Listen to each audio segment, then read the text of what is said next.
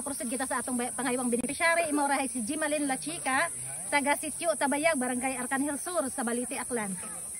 Ag imaw nga ni ra kung natandaan naton hay nasunog sa nang tatlong magmanghod ag imaw ro habilin nga isa nga nakaguwas. Kapasalamat gid gali kami no kay Konsehal Archie Gonzales sa anang pag-iba kamon para makaabot kami sa among beneficiary.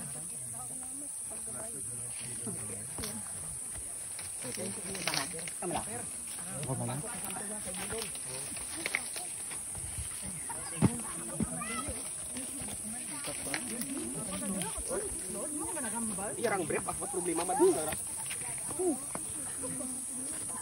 Ugaon ng dayon.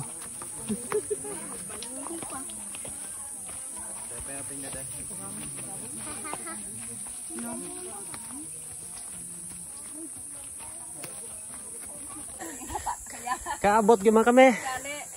Hah, grabe. Okay. Tabayag.